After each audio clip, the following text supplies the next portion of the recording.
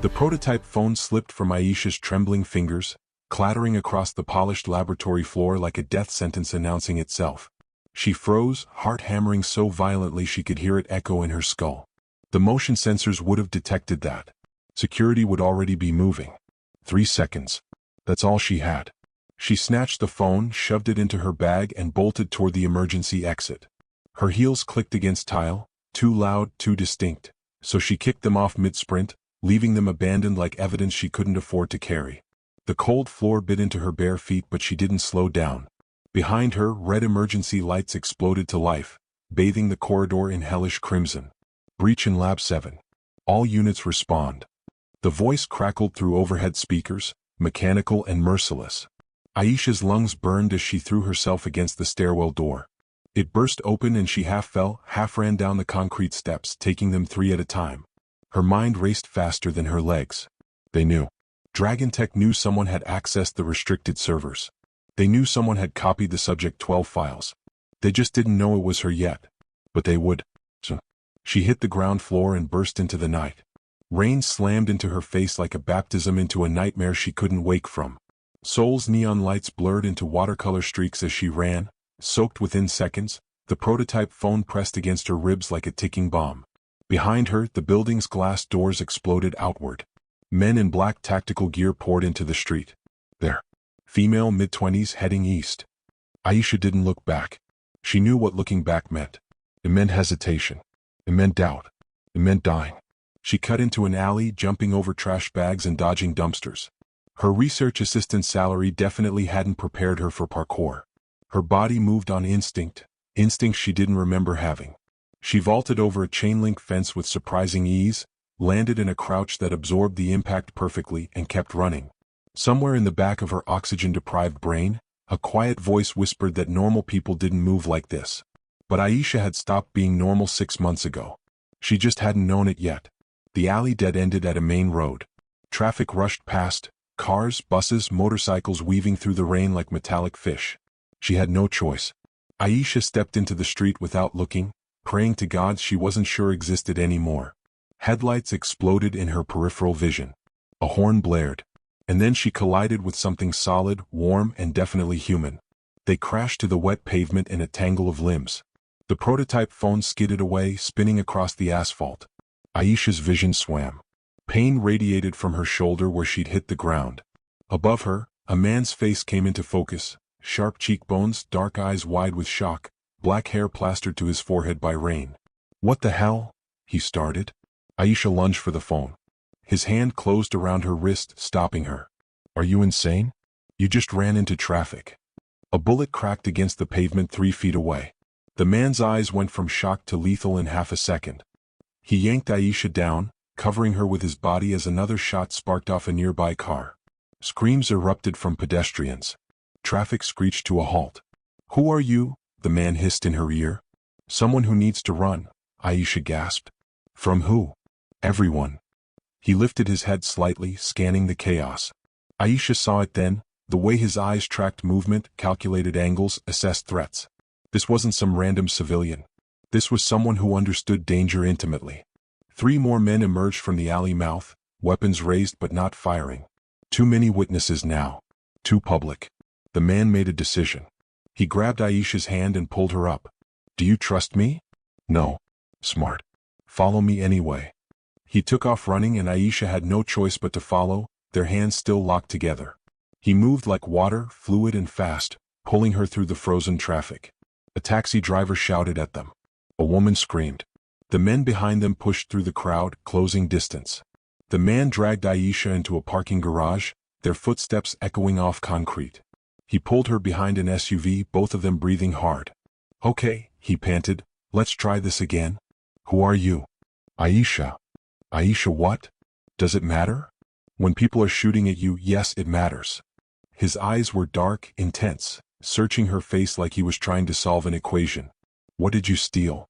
She clutched her bag tighter. "Who says I stole anything?" "The men with guns say you stole something." "Fair point." Footsteps echoed into the garage. Multiple sets. The man's jaw tightened. He glanced around, then pointed upward. "Fire escape." Can you climb? I don't have a choice, do I? Not really. They scrambled up the metal ladder, Aisha's wet hands slipping against the rungs. The man stayed below her, one hand on her waist, steadying her when she faltered. They reached the second level just as their pursuers entered the garage below. Spread out. She can't have gone far. The man pulled Aisha into a shadowed corner, pressing them both against the concrete wall. They were too close. Aisha could feel his heartbeat against her shoulder, steady, controlled, nothing like her own panicked hammering. Why are you helping me? She whispered. I haven't decided yet, he murmured back. But those men just tried to kill someone in the middle of Seoul. That makes them either very stupid or very dangerous. Both. His lips twitched. Great. Below them, the searchers moved methodically through the garage. Aisha held her breath. The man's hand moved to the small of her back, not possessive, just grounding. Protective. Minutes crawled by like hours. Finally, the footsteps retreated. An engine started. Tires squealed. Neither of them moved. Are they gone? Aisha breathed. Maybe. Or they're waiting for us to think that. He pulled out his phone, checked something, frowned. We need to move. They'll have backup coming. Who are you? MIN-JAE. He extended his hand formally, absurdly polite given the circumstances. And I think I just became an accomplice to whatever you're running from. Aisha stared at his hand. Something in her gut, that same instinct that had helped her vault the fence, that had kept her alive this long, told her to trust him. She shook his hand. Aisha Cole. Well, Aisha Cole. MIN-JAE's grip was firm, warm despite the rain. Let's get you somewhere they won't find you. And where's that? He smiled, sharp and dangerous. My place. Aisha's eyebrows shot up. I'm not going to some stranger's apartment. Would you prefer the alternative? Because I'm pretty sure those men aren't taking you for coffee if they catch you. She hated that he was right. They climbed down the opposite side of the parking structure, emerging onto a quieter street. MIN-JAE hailed a taxi with the confidence of someone used to being obeyed. The driver took one look at their soaked clothes and started to protest. MIN-JAE pulled out his wallet, flashed something, a business card, maybe, or money, and the driver's objections died instantly. They slid into the back seat. The heater blasted, filling the small space with warmth that made Aisha realize how violently she was shivering. MIN-JAE gave an address in Gangnam, and the taxi pulled into traffic. For the first time in 20 minutes, Aisha could breathe. She looked at the man beside her. Even soaked and disheveled, he had an elegance about him. Expensive watch, designer clothes now ruined, the kind of posture that spoke of money and confidence. This wasn't some good Samaritan. This was someone important enough to make taxi drivers obey without question. What do you do? She asked. I run a security firm. Oh God. Aisha's stomach dropped. You're probably legally obligated to turn me in. Probably. He didn't look concerned. Are you planning to murder anyone tonight? No. Rob anyone? Commit terrorism? No. Then I think I can make an exception. He studied her profile. What did you steal, Aisha? She pulled the prototype phone from her bag, still miraculously intact. This. MIN-JAE's expression shifted. He recognized the logo, DragonTech's distinctive dragon wrapped around a circuit board. That's not just any prototype. No. That's military grade. Worse. He looked at her sharply. What's on it? Aisha met his eyes. In the passing streetlights, she could see the moment he understood this wasn't about corporate espionage or stolen tech. This was something that got people disappeared. Proof, she said quietly, that DragonTech is experimenting on human beings. The taxi seemed to shrink. MIN-JAE's face went carefully blank, the expression of someone processing information they didn't want to believe. You're serious? I wish I wasn't. And you worked there? Research assistant. Biomedical division. Aisha's hands twisted in her lap. I wasn't supposed to access those servers. I wasn't supposed to see the subject files. I definitely wasn't supposed to find the videos. What kind of videos? Her voice dropped to a whisper. The kind that show what happens when you try to make people into something they're not. MIN-JAE was quiet for a long moment. The taxi turned onto a tree-lined street where buildings grew taller, more expensive. Old money and new tech collided in this neighborhood, creating the kind of luxury that didn't need to announce itself. How many subjects? He asked. At least 15 active. Maybe more. And these men chasing you? DragonTech is private security. Ex-military probably. They don't ask questions. They just eliminate problems. Aisha looked out the window watching Seoul blur past. I became a problem the second I accessed those files. Why not go to the police? She laughed bitterly. You think DragonTech doesn't own half the police force? They're one of the largest defense contractors in Asia. They have government contracts, military partnerships, connections that go all the way up. She shook her head. The police would hand me back to them with a bow. The taxi pulled up to a sleek glass building, all modern lines and understated wealth. MIN-JAE paid the driver, then led Aisha through a lobby where the doorman bowed respectfully. Good evening, Director Min. Aisha shot him a look. Director? It's just a title, MIN-JAE muttered, pressing the elevator button. That's not just a title. That's it. I'm secretly rich and important title. I prefer successfully paranoid. The elevator doors opened. They stepped inside and Aisha caught sight of herself in the mirrored walls. She looked like a drowned cat, hair plastered to her skull, mascara smudged, clothes clinging to her like a second skin. Next to MIN-JAE's controlled composure, she looked absolutely feral. I look like I lost a fight with a river, she muttered. You look like you survived. His reflection met hers in the mirror. That's better. The elevator opened directly into his apartment. Because of course it did. Aisha stepped into a space that screamed minimalist wealth, clean lines, floor-to-ceiling windows overlooking Seoul's glittering skyline, furniture that probably cost more than her yearly salary. Your apartment has an elevator that opens into it, Aisha said flatly. Are you secretly a CEO? MIN-JAE shrugged off his soaked jacket. Security consultant. With an apartment that has a private elevator. I consult for very successful clients. Aha. Aisha set her bag down carefully, the prototype phone inside like a live grenade. So you're rich. I'm comfortable. That's rich person speak for obscenely wealthy. He smiled despite the tension. Would you prefer I lived in a basement? It would make me feel less like I'm in a K-drama. You crashed into me in the rain while running from armed men. We're already in a K-drama. He disappeared down a hallway, returning with fluffy towels and clothes. Showers through there. These will be too big, but they're dry. Aisha took the bundle, their fingers brushing. She was suddenly acutely aware that she was alone in a stranger's apartment, soaking wet, with evidence of corporate crimes in her bag and nowhere else to go. MIN-JAE seemed to read her hesitation. He stepped back, giving her space. Aisha, I'm not going to hurt you. You're safe here. How can you promise that? You don't even know me. No, he agreed. But I know what it looks like when someone's telling the truth. And I know what it looks like when someone's terrified. His expression softened. You're both. She swallowed hard. Thank you. For helping me. Thank me when we survive the night. Aisha escaped to the bathroom, locking the door behind her. She set the prototype phone on the counter, staring at it like it might explode. Everything that mattered was in that device. Every subject file. Every experiment log. Every video of people being strapped down, injected with God knows what, screaming as their bodies were forcibly altered. Including the videos of her. Subject 12. That's what they'd called her. Not Aisha. Not a person. Just a number. She stripped off her wet clothes and stepped into the shower, letting scalding water wash away the rain and fear and the phantom feeling of restraints around her wrists. The doctors had told her the memory lapses were normal. The enhanced reflexes were medication side effects. The way she could sense danger before it happened was just anxiety making her hypervigilant. They'd lied about everything. Aisha dried off and pulled on MIN-JAE's clothes, gray sweatpants she had to roll 3 times and a shirt that hung off one shoulder. When she emerged, he'd changed too, now in black joggers and a simple white t-shirt that somehow made him look more intimidating, not less. He'd set up his laptop on the coffee table, 2 mugs of tea steaming beside it. May I see the phone? Aisha hesitated, then handed it over. The files are encrypted. I know. His fingers flew over the keyboard. But I might be able to bypass. There. The screen filled with folders. Hundreds of them. MIN-JAE's face grew graver with each one he opened. Subject 1 through Subject 15, he read quietly. Enhanced strength. Increased pain threshold.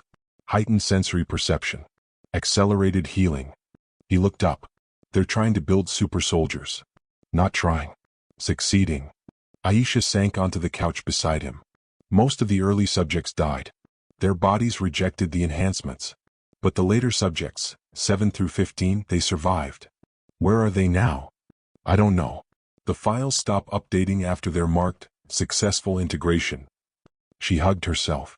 Either they're being used for something or they're being kept somewhere.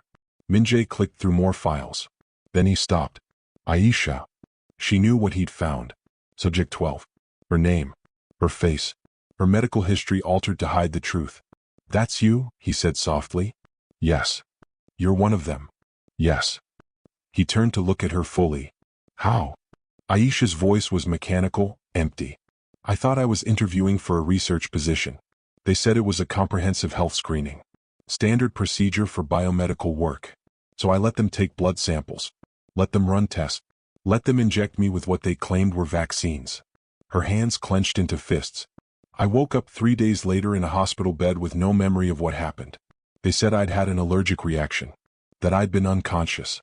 That I was lucky to survive. But that wasn't the truth. No. The truth was they'd pumped me full of experimental serums, locked me in a lab, and monitored my vitals while my body tried to kill itself fighting the changes. A tear slid down her cheek. I don't remember most of it. Just pieces. Bang. Lights. People in masks talking about me like I wasn't human. MIN-JAE's expression was carefully controlled, but she could see rage simmering beneath. How long ago? 6 months. And they just let you go? I recovered. She made air quotes. They gave me a job, set me up in an apartment, kept me close so they could monitor the long-term effects. I didn't know I was a test subject living in an observation tank. When did you find out? 3 weeks ago. I was working late, accessed a restricted server by accident. She laughed hollowly. Or maybe it wasn't an accident. Maybe some part of me knew to look. I found the subject files. Saw my own face staring back at me. Read every clinical detail of what they'd done. Why didn't you run then? Because I needed proof. Because without evidence, I'm just a crazy woman making accusations. Aisha met his eyes. So I spent 3 weeks copying files, downloading videos, gathering everything I could. Tonight was supposed to be my last trip to the lab. Get the final encrypted files from this prototype phone and disappear. But they caught you. The phone set off an alarm. I didn't know it was tracked. She pulled her knees to her chest. Now they know I have it. They know I have the files. They'll do whatever it takes to get them back. MIN-JAE was quiet, processing. Then he did something unexpected. He reached out and gently took her hand. Aisha, whatever they did to you, it doesn't define you. How can you say that? Her voice cracked. I'm not even fully human anymore. You're human enough to risk everything exposing them. You're human enough to be terrified. You're human enough to trust a stranger who crashed into you. His thumb brushed her knuckles. That sounds pretty human to me. Fresh tears burned her eyes. She'd expected horror, disgust, fear. Not this quiet acceptance. Why aren't you afraid of me? Should I be? I don't know what I'm capable of. The enhancements, I can do things I shouldn't be able to do. Move faster. Hit harder. Sense things before they happen. She looked down at their joined hands. What if I'm dangerous? Then you're dangerous. He said it simply. But you're not a monster. Monsters don't cry. They don't feel guilty. They don't run away from hurting people. Before Aisha could respond, MIN-JAE's phone buzzed. He checked it and his expression hardened. What? He turned the screen toward her. News headline: DragonTech researcher found dead in apparent suicide. Aisha's blood turned to ice. That's Dr. Park. He's the one who helped me access the servers. They're cleaning up. Oh God. Panic clawed at her throat. Everyone who helped me, they're going to kill them all. Hey. MIN-JAE cupped her face, forcing her to look at him. Breathe. We're going to stop them. How? By releasing everything. Every file. Every video. Every piece of evidence. His eyes burned with determination. We blow this open so wide they can't kill their way out of it. The files are encrypted. We can't access them without the decryption key. Where's the key? Aisha's voice was small. My apartment. Hidden in a book. MIN-JAE stood immediately. Then we go get it. Are you insane? They'll be watching my apartment. Probably. But they'll be watching for you alone. He pulled out his phone, typing rapidly. They won't be expecting you to have help. MIN-JAE, this isn't your fight. He looked at her, expression intense. You made it my fight the second you crashed into me. I didn't ask you to. Aisha. He crossed to her, kneeling so they were eye level. I spent my entire life building security systems to protect people. And tonight, I watched someone try to murder you in the middle of Seoul. So no, you didn't ask. But I'm choosing. I'm choosing to help you. I'm choosing to finish this. And I'm choosing you. Her breath caught. You don't even know me. I know enough. His voice softened. I know you're brave enough to steal evidence from one of the most powerful corporations in Asia. Smart enough to survive 6 months as an unwitting test subject. Strong enough to keep fighting when most people would have broken. He smiled faintly. That's more than enough. Aisha stared at him, this stranger who'd become her only ally in a single night. Every logical part of her brain screamed this was too fast, too much, too dangerous. But her gut, that enhanced, altered, unnatural gut, told her to trust him. Okay, she whispered. Let's go. They prepared quickly. MIN-JAE grabbed a black backpack, loading it with equipment Aisha didn't recognize. What is all that? Tools of the trade. Surveillance detection, signal jammers, various ways to not die. You carry around anti-death equipment regularly? I told you. Professionally paranoid. Apparently. He tossed her a black jacket. Wear this. Put up. If anyone's watching, we need you unrecognizable. Aisha pulled it on. The jacket smelled like him, cedar and something crisp she couldn't identify. It felt like armor. They took the service elevator down, exiting through a back entrance that led to underground parking. MIN-JAE's car was exactly what she expected. Sleek, black, expensive. He held the door for her and she slid inside, feeling like she was stepping into a submarine preparing for deep water. The drive to Hongdae took 30 minutes. Neither spoke much. MIN-JAE focused on the road with military precision, occasionally checking mirrors, scanning for tails. Aisha watched Seoul slide past, wondering if this would be the last time she saw it as a free person. Tell me about your apartment layout, MIN-JAE said as they approached her neighborhood. Studio. 10th floor. One entrance, fire escape window. Security? Building has cameras in the lobby and elevators. Neighbors? Students mostly. Keep to themselves. He parked 3 blocks away. We walk from here. Put up, eyes down. If anyone approaches, you don't know them. What if they're DragonTech security? Then we run. He handed her a small device. Emergency beacon. Button on the side. You press it, I come running no matter what. Aisha pocketed it, throat tight. MIN-JAE, if something happens. Nothing's going to happen. But if it does. Aisha. He caught her hand. We're going to be fine. We get in, grab the decryption key and get out. 5 minutes, maximum. You promise? He shouldn't promise. Promising was stupid. Promising was how you broke someone's heart when reality proved otherwise. He promised anyway. I promise. They walked through Hongdae streets, blending with late-night crowds. Students stumbled between bars. Street vendors sold tteokbokki and hotdog. Everything was aggressively, painfully normal. Aisha wanted to scream at them all. Didn't they know the world was burning? Didn't they care? But of course they didn't know. That was the point. Her apartment building loomed ahead. MIN-JAE pulled her into a convenience store across the street. What are we doing? Watching. He grabbed a basket, pretending to shop while observing through the window. There. Black sedan. 2 men inside. Watching your building in trance. Aisha's stomach dropped. We can't get past them. No. But we can use the fire escape. He pointed to the building's side. That leads to your floor? Yes. Then that's our entrance. They left the convenience store through the back, circling to the alley behind Aisha's building. The fire escape was a rusted metal skeleton clinging to brick. MIN-JAE tested the ladder. It held. You first, he said. I'll be right behind you. Aisha climbed. The metal was cold and slick under her hands. Below, MIN-JAE followed, close enough to catch her if she slipped. They reached the 10th floor and Aisha pried open her window, left unlocked because she'd always assumed the height was security enough. They climbed inside. Her apartment was exactly as she'd left it. Messy, chaotic, covered in research papers and coffee mugs. But it felt wrong now. Violated. Like DragonTech had breathed all over it, contaminating everything she'd built. Where's the key? MIN-JAE whispered.